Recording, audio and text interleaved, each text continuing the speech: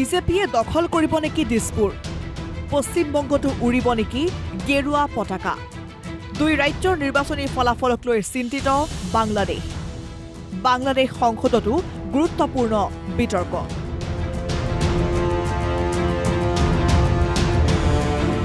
4 মে'ত ঘোষণা হ'ব দেশৰ 4 ৰাজ্যৰ বিধানসভা নিৰ্বাচনৰ ফলাফল ইতিমধ্যে ৰাষ্ট্ৰীয় পৰ্যায়ৰ কেইবাটাও সংস্থাই ঘোষণা কৰিছে এক্সিট পোল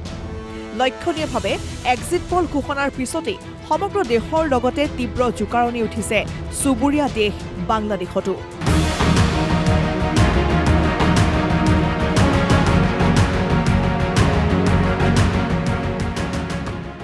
বাংলাদেশৰ উদ্বিগ্নতাৰ কাৰণ অসম আৰু পশ্চিমবংগৰ নিৰ্বাচনী ফলাফল উল্লেখযোগ্য যে অসম আৰু পশ্চিমবংগৰ নিৰ্বাচনী ফলাফলক লৈ তীক্ষ্ণ নজৰ দি আহিছিল বাংলাদেশে বিশেষকৈ চুবুৰীয়া দেশখনে কেতিয়াও বিচৰা নাছিল অসম আৰু পশ্চিমবংগত বিজেপিৰ চৰকাৰ কিন্তু এক্সিট পোল অনুসৰি বিজেপিৰ দখললৈ অসম আৰু পশ্চিমবংগ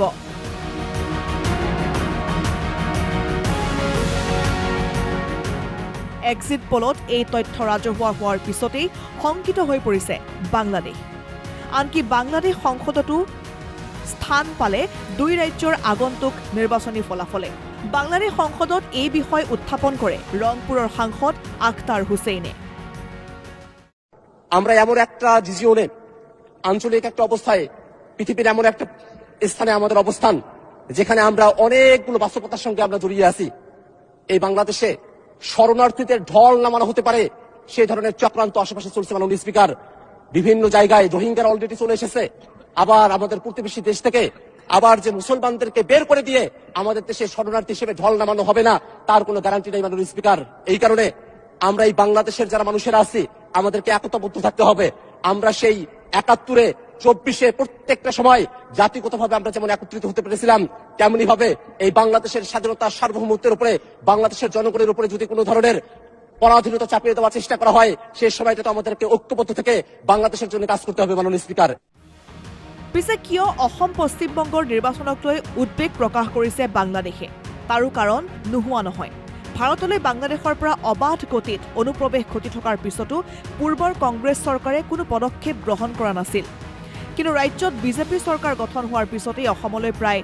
বন্ধ হৈ পৰিল অনুপ্ৰৱেশ আনকি হিমন্ত বিশ্ব শৰ্মাৰ চৰকাৰ গঠন হোৱাৰ পিছতেই অধিক প্ৰত্যাহ্বানৰ সন্মুখীন হৈছে বাংলাদেশ কিয়নো সোণোৱাল চৰকাৰৰ দৰে অনুপ্ৰৱেশ ৰোধ কৰাই নহয় আনকি জোৰ জবৰদস্তি বিজেপি চৰকাৰে বিগত 5 বছৰে নিশাৰ আন্ধাৰত সীমান্তলৈ ঠেলি পঠিয়াইছে বাংলাদেশী অনুপ্ৰৱেশকাৰী এই কথা ইতিমধ্যে ৰাজহুৱাকৈ ঘোষণা কৰিছে মুখ্যমন্ত্ৰী হিমন্ত বিশ্ব শৰ্মাই There is a Bangladesh police in the border also. आप ऐसा नहीं है कि इसको जाके they do not accept. There is no extradition treaty between India and Bangladesh. तो वापस कैसे भेजते हैं? हम क्या करता हूँ अंधेरे का सांस लेते हुए जहाँ BDR नहीं होते हैं वहाँ हम लोग पुशबैक करता हूँ. हाँ? आप ऐसे भेजते हैं? ऐसे भेजता है. आप तो हकीकत नहीं जानते. जो BSF क्या करते हैं? हाँ. BSF बंदा को हाथ में रखता है. हाँ. 30 दिन 40 दिन कभी 20 दिन कभी 10 दिन तक भी हाथ में होते हैं. हाँ. जब ये जगह होते हैं BDR नहीं है हाँ. उस जगह में आप उसको धक्का लगा के भेज देते हो. বাংলাদেশৰ বাবে এইবাৰ একেই শংকা আহিছে পশ্চিমবংগৰ পৰা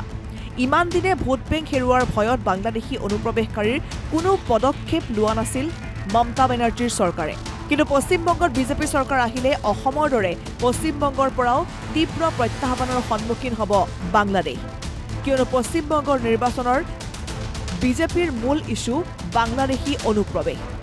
বিশেষকৈ চুবুৰী ৰাজ্যখনৰ নিৰ্বাচনী সভাত অবৈধ বাংলাদেশীৰ বিৰুদ্ধে জেহাদ ঘোষণা কৰিছে বিজেপিয়ে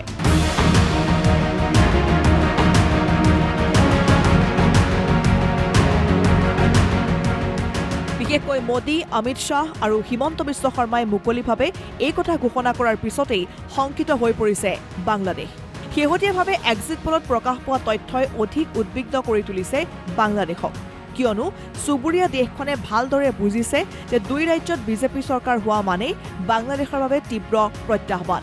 অসমৰ দৰে পশ্চিমবংগৰ চৰকাৰেও বাংলাদেশী অনুপ্ৰৱেশকাৰীৰ বিৰুদ্ধে কঠোৰ পদক্ষেপ ললে দুই ৰাজ্যৰ অনুপ্ৰৱেশকাৰীৰ বুজা ল'ব লাগিব বাংলাদেশে সেই অসম আৰু পশ্চিমবংগৰ নিৰ্বাচনী ফলাফলক লৈ তীক্ষ্ণ দৃষ্টি ৰাখিছে বাংলাদেশ চৰকাৰে পিছে 4 মে'ত নিৰ্বাচনী ফলাফল কি হয় বা ফলাফলৰ পিছত বাংলাদেশ চৰকাৰে কি স্থিতি গ্ৰহণ কৰে সেয়া হ'ব লক্ষণীয়